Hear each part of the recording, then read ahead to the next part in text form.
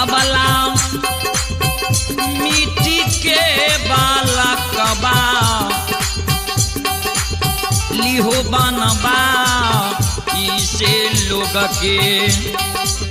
लोग उल्लहना छूटत रहे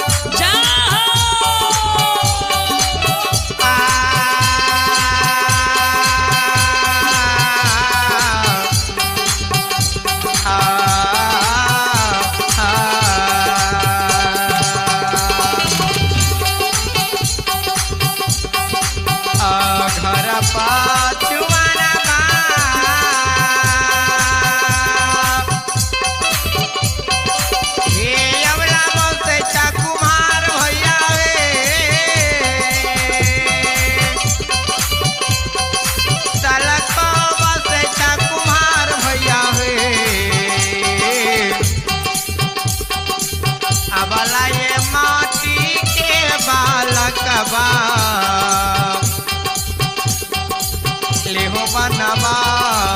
इसे लोगवा लोग उल्लहनमा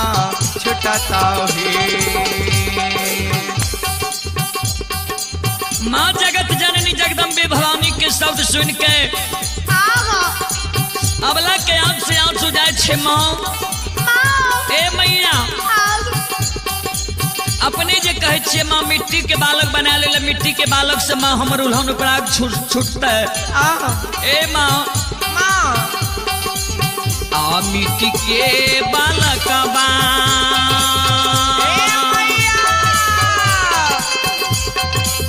ये माँ फूटी भांगी जाइए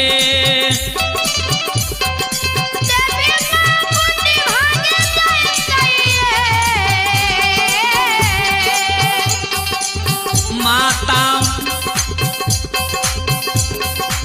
भोगियो न होइते मिट्टी के बलाक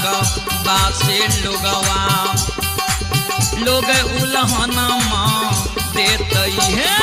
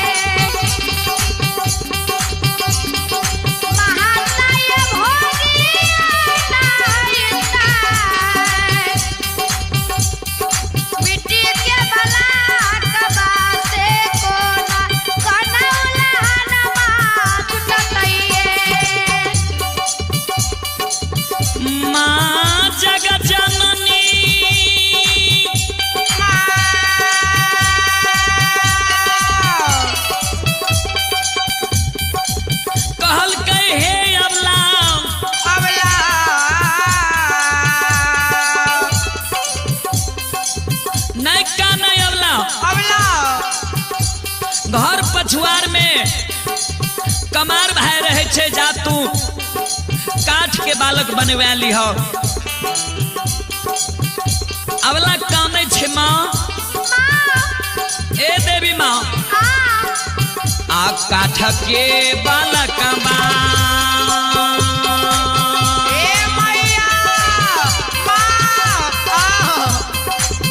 माता हिले नहीं डोलई है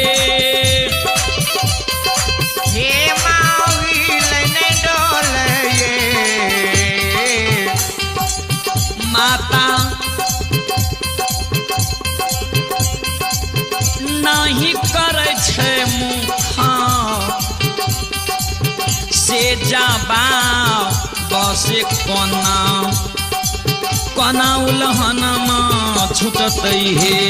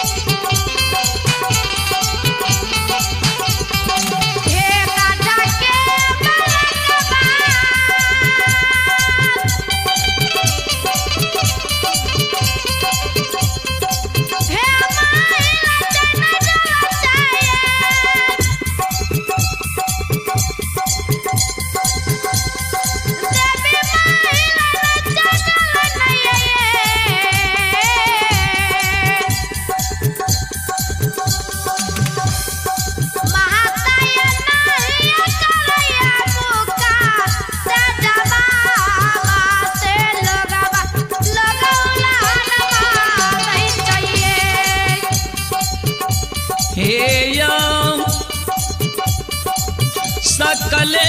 समाज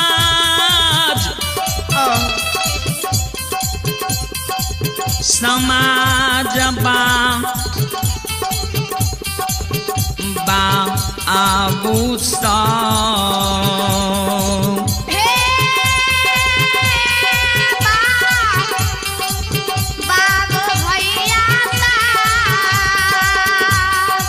सरकार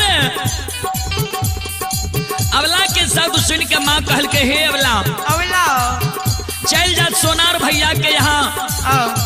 आ सोनार भाई के यहाँ से तू सोना के बालक बनवा ली हो अवला काने छे माँ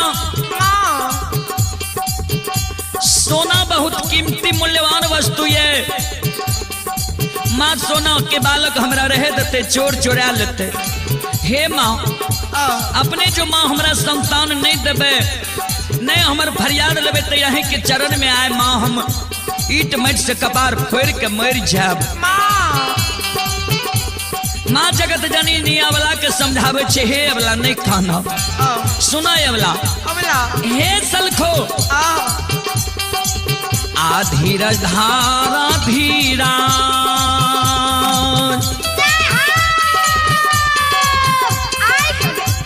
हे सलखो धीरज धैर्य के रहो भगवान के घर में देर छे अंधेर नहीं छे आधीरज धारा धीरा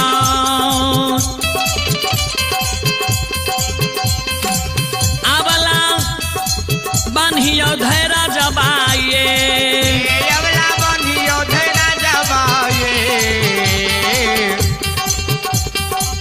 अवला भगवान देता गोदी मेला लान माँ से लोगवा लोग उलहना माँ छूटत है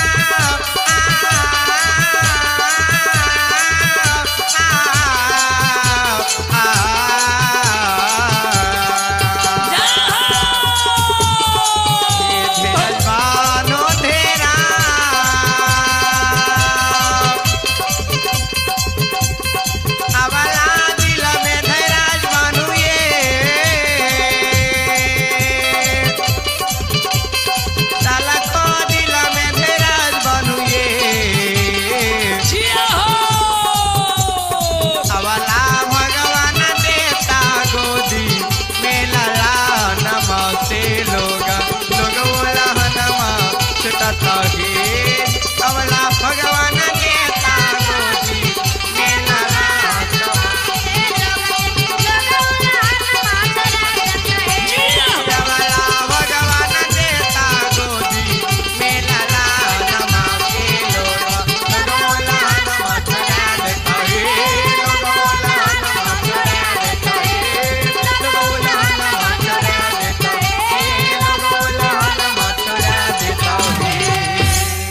प्रेम से बोलिए माता